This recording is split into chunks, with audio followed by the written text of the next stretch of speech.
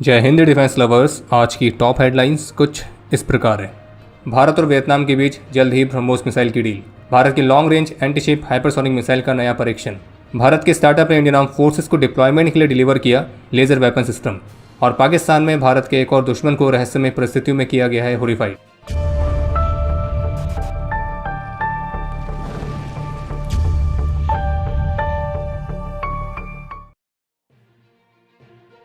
पाँच से 7 मई तक वियतनाम के प्रेसिडेंट भारत की ऑफिशियल विजिट पर रहेंगे और मीडिया रिपोर्ट्स के मुताबिक उनके इस विजिट के दौरान भारत और वियतनाम के बीच ब्रह्मोस सुपरसोनिक क्रूज मिसाइल की डील को अंतिम रूप दिया जा सकता है। और इंडिया टुडे की रिपोर्ट के मुताबिक इस प्रस्तावित पैकेज में कोस्टल डिफेंस के लिए शोर बेस्ड ब्रह्मोस बैटरीज के साथ ट्रेनिंग, लॉजिस्टिक्स और मिसाइल्स का इनिशियल बैच ये सभी शामिल रहेगा। और इस डील की जो वैल्यू है वो 5800 करोड़ रुपीज़ तक हो सकती है, और जो कि हाल ही के वर्षों में वियतनाम की सबसे बड़ी रक्षा खरीद में से भी एक होगा। इसके अलावा एक और अपडेट है, जैसे कि अभी हाल ही में DRDO चेयरमैन ने कंफर्म किया था कि जो भारत की स्वदेशी लॉन्ग रेंज की एंटीशिप हाइपरसोनिक मिसाइल है तो उसके नए ट्रायल्स जल्द ही शुरू किए जाएंगे। तो अब इससे ही संबंधित कुछ रिपोर्ट्स सोशल मीडिया पर सर्कुलेट हो रही हैं कि जो भारत का ये लॉन्ग रेंज का एंटीशिप मिसाइल वाला प्रोग्राम है ये अपने ट्रायल्स के फेज 2 में एंटर कर चुका है और ओडिशा कोस्ट से इसके फ्रेश ट्रायल्स कंडक्ट किए गए हैं जो कि सफल रहे थे। लेकिन आपको ये भी स्पष्ट कर दें कि अभी जिस समय हमें वीडियो रिकॉर्ड कर रहे हैं तो इन रिपोर्ट्स पर ना तो DRDO ना ही रक्षा मंत्रालय कहीं से भी कोई ऑफिशियल कमेंट देखने को नहीं मिला है। भारत की Pune based defence tech startup जिसका नाम है ओली स्पेस, तो इन्होंने सफलतापूर्वक स्वदेशी तौर पर बनाए गए डायरेक्टेड एनर्जी वेपन सिस्टम की production unit Indian arm forces को डिलीवर कर दी है। और इसका कंफर्मेशन कंपनी के फाउंडर जेम्स सोलोमन ने अपने लिंक्डइन पोस्ट से दिया है, जिसमें उन्होंने स्पष्ट किया है कि जो यूनिट उन्होंने डिलीवर करी है वो कोई प्रोटोटाइप नहीं है, कोई डेमो यूनिट नहीं है, कोई टेक्नोलॉजी डेमोस्ट्रेटर नहीं है, बल्कि एक एक्चुअल प्रोडक्शन यूनिट है जो कि इंडियन आर्म फोर्सेस के ऑपरेशनल यूज़ के लिए डिप्लॉय की जाएगी। और कंपनी का जो ये डायरेक्टेड एनर्जी वेपन है इसे मुख्य रूप से ड्रोन्स जैसे एरियल थ्रेट्स को न्यूट्रलाइज करने के लिए डिज़ाइन किया गया है।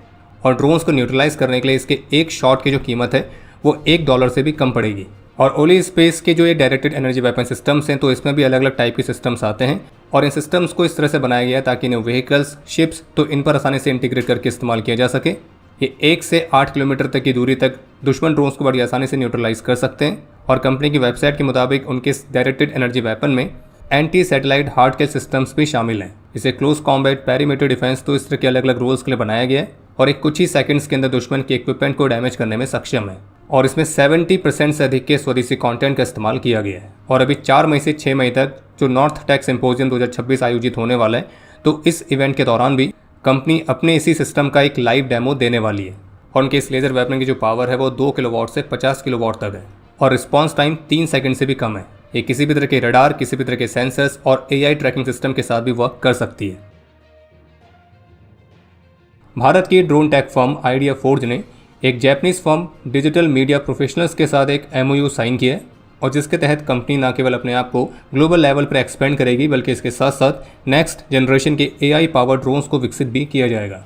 और इस पार्टनरशिप के तहत जो आइडिया फोर्ज है वो अपने ड्रोन प्लेटफॉर्म्स में इस जापानीज फर्म DMP के DIL सिस्टम ऑन चिप को इंटीग्रेट करेगी और जो कि रियल टाइम डेटा प्रोसेसिंग और एडवांस्ड विजुअल सेंसिंग के माध्यम से ड्रोन्स की ऑटोनॉमस परफॉर्मेंस को इन्हेंस करेगा।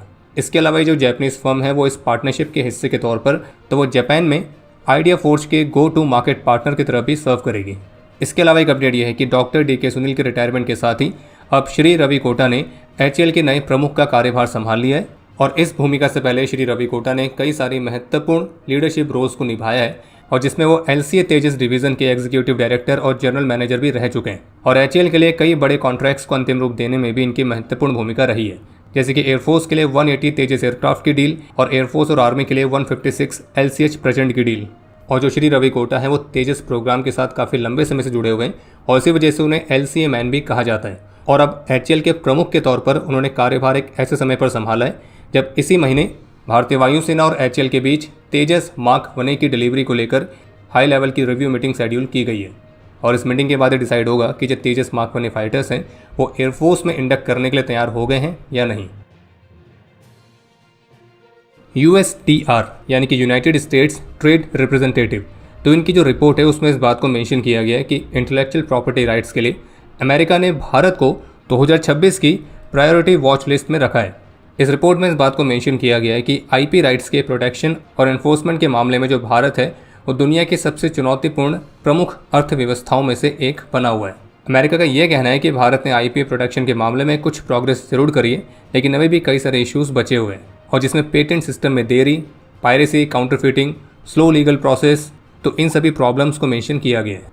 तो अब भारत को इस प्रायोरिटी वॉच लिस्ट में रखने का मतलब क्या है? इसका सीधा सा मतलब यही है कि जो अमेरिका है वो अभी भी भारत के आईपी सिस्टम में कई सारे गंभीर इश्यूज़ को देखता है। और साथ में ये भी कहा गया कि Bharat America bilateral trade agreement negotiations के माध्यम से अमेरिका इस आईपी वाले मामले पर भारत के साथ आगे भी लगातार इंगेज रहने का इरादा रखता है। और ये रिपोर्ट एक ऐसे समय पर है जब भारत और अमेरिका के बीच टेक ट्रांसफर के साथ जेट इंजन की डील पर नेगोशिएशंस चल रहे हैं। और बाकी इस लिस्ट में यूएस ने भारत के अलावा Indonesia, China, Russia, Chile, Venezuela, तो इनको भी रखा है। पाकिस्तान की राजधानी इस्लामाबाद में सुमोरों के संगठन हिजबुल मुजाहिदीन का एक सीनियर ऑपरेटिव काफ़ी रहस्यमय परिस्थितियों में मरा हुआ पाया गया है। और इस सुमर का नाम है सज्जाद अहमद, जो कि ओरिजिनली बारामूला से था और हिजबुल का कमांडर था, और फिर कई दशकों से पाकिस्तान में रहकर ही वहाँ से ऑपरेट कर रहा था। मीडिया रिपोर्ट्स के मुताबिक इसने वेपन्स की ट्रेनिंग के लिए 1997 में पाकिस्तान में ट्रैवल किया था, और जम्मू कश्मीर में कई अलग अलग आतंकी गतिविधियों की प्लानिंग में ये मुख्य रूप से शामिल था। अब बाकी हॉरिफाइड हुआ कैसे है, किसने करा है, क्या इसमें किसी अज्ञात बंदूकधारी का हाथ है या फिर किसी और का, तो वो कंफर्म नहीं है। लेकिन ये कंफर्म है कि इसके साथ ही पाकिस्तान में हॉरिफाइड होने वाले भारत के दुश्मनों की लिस्ट में ये एक और नया नाम जुड़ चुका है। बाकी एक अपडेट यह है कि इस महीने कंबोडिया में इंडियन आर्मी और रॉयल कंबोडियन आर्मी के बीच बायलैटरल मिलिट्री एक्सरसाइज सिनबैक्स के दूसरे एडिशन को आयोजित किया जाएगा, और जिसमें दोनों देशों की आर्मीज अपने बीच की पार्टनरशिप को इन्हेंस करने के लिए बेस्ट प्रैक्टिसेस को शेयर करेंगी। इसके अलावा एक और महत्वपूर्ण अपडेट है कि चेन्नई बेस्ड एरोस्पेस स्टार्टअप जिसका नाम है Dashagriva aerospace technology private limited, तो इन्होंने सफलतापूर्वक मिड सी कंडीशंस में अपने हाई ऑल्टीट्यूड एयरशिप को टेस्ट किया है, और इन ट्रायल्स के दौरान इस प्लेटफॉर्म की ओपन सी कंडीशंस में स्टेबल डिप्लॉयमेंट और operations, on board payload systems की फंक्शनल परफॉर्मेंस, ग्राउंड स्टेशन के साथ एक रिलायबल रियल टाइम कम्युनिकेशन और लाइव कंडीशंस के अंडर कंटिन्यूस टेलीमेट्री और डेटा ट्रांसमिशन, तो इन सभी चीज़ों को वैलिडेट किया गया था। और एक तरह का हाई ऑल्टीट्यूड प्लेटफॉर्म सिस्टम है, और आपको स्पष्ट करते हैं कि इस तरह के प्लेटफॉर्म्स सैटेलाइट्स और यूएवीज के बीच के गैप को फिल करते हैं। और अब समय है आज के इतिहास का। आज के दिन 2017 में जम्मू कश्मीर में एक ऑपरेशन के दौरान अपने अदम्य साहस और वीरता का परिचय देते हुए नायब सूबेदार परमजीत सिंह और बीएसएफ के हेड कांस्टेबल प्रेम सागर ने अपना सर्वोच्च बलिदान दिया था। आज के दिन 2008 में 6 असम राइफल्स के राइफलमैन कृष्णा कुमार तिर्की और राइफलमैन पीपी भास्कर ने अपना सर्वोच्च बलिदान दिया था। और आपके लिए आज का प्रश्न है कि अर्जुन टैंक को भारतीय सेना की सर्विस में कौन से वर्ष में इंडक्ट किया गया था। और अब समय है आज के टॉप 3 कमेंट्स का, जो ये रहे आपकी स्क्रीन पर।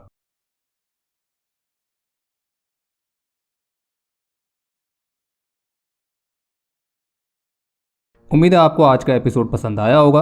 पसंद आया तो वीडियो को लाइक करना ना भूलें। आपके कोई भी सुझाव या सवाल हो तो उसके लिए कमेंट सेक्शन ओपन है।